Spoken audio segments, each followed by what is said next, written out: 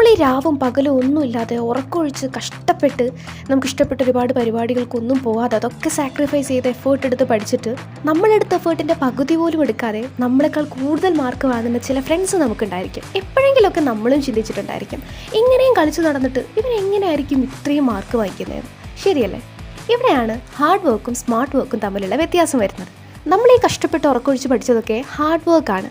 എന്നാൽ നമ്മുടെ ആ ഫ്രണ്ട് ഉണ്ടല്ലോ, അവർ ഇംപ്ലിമെൻറ്റ് ചെയ്തിരിക്കുന്നത് സ്മാർട്ട് വർക്കാണ്. അപ്പോൾ ഇങ്ങനെ സ്മാർട്ടായിട്ട് വർക്ക് ചെയ്തുകൊണ്ട് നല്ല മാർക്ക് സ്കോർ ചെയ്യാനാണ് ഈ വീഡിയോയിൽ നമ്മൾ ഡിസ്കസ് ചെയ്യാനായിട്ട് പോകുന്നത്. So let's get started. ഇന്ന് എന്തായാലും ഈ ഒരു ചാപ്റ്റർ ഞാൻ പഠിച്ചിരിക്കും എന്നൊക്കെ പറഞ്ഞ് ബുക്കൊക്കെ തുറന്ന് വെച്ച് പഠിക്കാനായിട്ട് തുടങ്ങി ഒരു 10 മിനിറ്റ് പോലും പ്രോപ്പറായിട്ട് പഠിക്കാനിരിക്കാൻ പറ്റാത്ത ഒരാളാണ് നിങ്ങൾ എങ്കിൽ തീർച്ചയായിട്ടും നിങ്ങൾ ഫോളോ ചെയ്യേണ്ട ഒരു മെത്തേഡാണ് ചങ്കിങ് മെത്തേഡ്. എന്താണ് ഈ ചങ്കിങ് മെത്തേഡ്? അതായത് നമ്മളൊരു വലിയ ചാപ്റ്ററിനെ ചെറിയ ചെറിയ ഭാഗങ്ങളാക്കി ഡിവൈഡ് ചെയ്ത് ഓരോന്നിനെയും നമ്മൾ കൃത്യമായിട്ട് അനലൈസ് ചെയ്ത് പഠിക്കുന്ന ഒരു രീതിയാണ് ഈ ചങ്കിങ് മെത്തേഡ് എന്ന് പറയുന്നത്.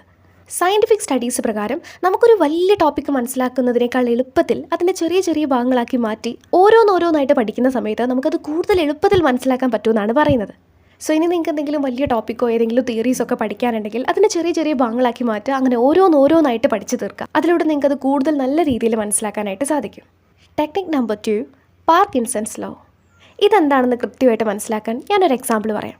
നമുക്ക് സ്കൂളിൽ അല്ലെങ്കിൽ കോളേജിൽ ടീച്ചർ നമുക്കൊരു അസൈൻമെൻറ്റ് തന്നു എന്ന് വിചാരിക്കുക. ആൻഡ് അത് കംപ്ലീറ്റ് ചെയ്യാനായിട്ട് നമുക്ക് 7 ദിവസവും തന്നിട്ടുണ്ട്.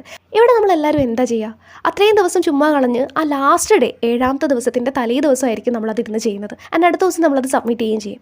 എന്നാൽ ഇതേ സംഭവം, ഇതേ അസൈൻമെൻറ്റ് തന്നെ ഒരു 7 മണിക്കൂർ കൊണ്ട് നിങ്ങളത് കംപ്ലീറ്റ് ചെയ്യണം, അത് സബ്മിറ്റ് ചെയ്യണമെന്ന് പറഞ്ഞ് നമുക്കൊരു ഡെഡ് ലൈൻ ഫിക്സ് ചെയ്ത് തരികയാണെങ്കിൽ ആ 7 ദിവസം കൊണ്ട് ചെയ്യാനുള്ള കാര്യം ഈ 7 മണിക്കൂർ കൊണ്ട് നമ്മൾ കംപ്ലീറ്റ് ചെയ്യും. അതാണ് ഈ ഒരു ഡെഡ് ലൈൻ്റെ പ്രത്യേകത.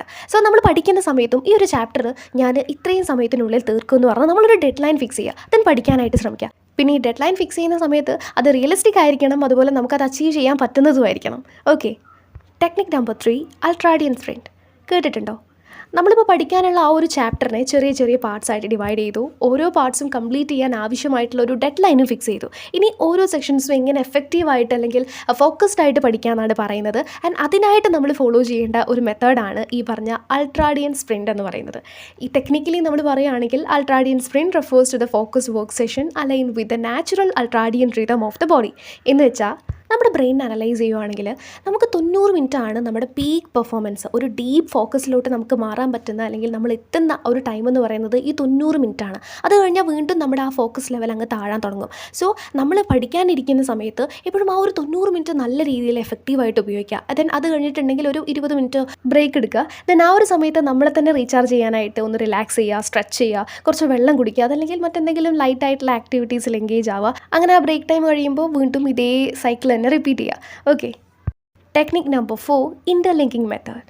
അതായത് നമുക്ക് പഠിക്കാനുള്ള ടോപ്പിക്കുകളെ പരസ്പരം കണക്ട് ചെയ്തുകൊണ്ട് പഠിക്കുന്ന ഒരു ഐഡിയ ആണ് ഇൻ്റർലിങ്കിങ് മെത്തേഡ് എന്ന് പറയുന്നത്.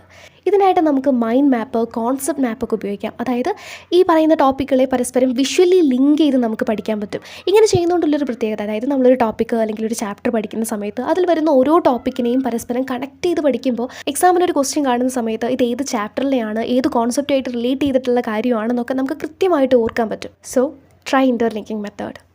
Technique number 5, active recall. ഏറ്റവും നല്ലൊരു റിവൈസിങ് മെത്തേഡാണ് ആക്റ്റീവ് റീകോൾ എന്ന് പറയുന്നത്. അതായത് നമ്മളൊരു ടോപ്പിക്ക് പഠിച്ചു കഴിഞ്ഞാൽ അല്ലെങ്കിൽ ഒരു ചാപ്റ്റർ പഠിച്ചു കഴിഞ്ഞാൽ ആ ബുക്ക് ജസ്റ്റ് ഒന്ന് അടച്ചു വെച്ച് വേറൊരു പേപ്പർ എടുക്കുക. ദെൻ ആ പേപ്പറിനകത്ത് നമ്മൾ പഠിച്ച കാര്യങ്ങൾ, ആ ഒരു ടോപ്പിക്കുമായിട്ട് ബന്ധപ്പെട്ട് നമ്മൾ പഠിച്ച കാര്യങ്ങളൊക്കെ എഴുതി വെക്കുക. ഇങ്ങനെ എഴുതി വെക്കുന്ന സമയത്ത് നമുക്ക് മനസ്സിലാവും ഏതാണ് നമുക്ക് കൃത്യമായിട്ട് അറിയുന്നത്, ഏത് ഭാഗമാണ് നമുക്ക് കൃത്യമായിട്ട് അറിയാത്തതെന്നൊക്കെ. സോ അറിയാത്ത ഭാഗം വീണ്ടും പഠിക്കാൻ പറ്റും. അതല്ലാതെ നമ്മൾ ചുമ്മാ നമ്മളൊരു ബുക്ക് ഇങ്ങനെ വായിച്ച് റിവൈസ് ചെയ്ത് പോയാൽ നമുക്ക് തോന്നും എല്ലാം നമ്മൾ പഠിച്ചിട്ടുണ്ടെന്ന്. ബട്ട് അങ്ങനെ ആയിരിക്കണമെന്നില്ല. സോ ഇനി നിങ്ങൾ റിവൈസ് ചെയ്യുന്ന സമയത്ത് ആക്റ്റീവ് റീകോൾ മെത്തേഡ് യൂസ് ചെയ്ത് റിവൈസ് ചെയ്യാനായിട്ട് ശ്രമിക്കുക. സോ ഫ്രണ്ട്സ്, അപ്പോൾ ഇനി നിങ്ങൾ പഠിക്കുന്ന സമയത്ത് ഈ മെത്തേഡ്സുകളൊക്കെ യൂസ് ചെയ്ത് സ്മാർട്ടായിട്ട് പഠിക്കാൻ ശ്രമിക്കുക.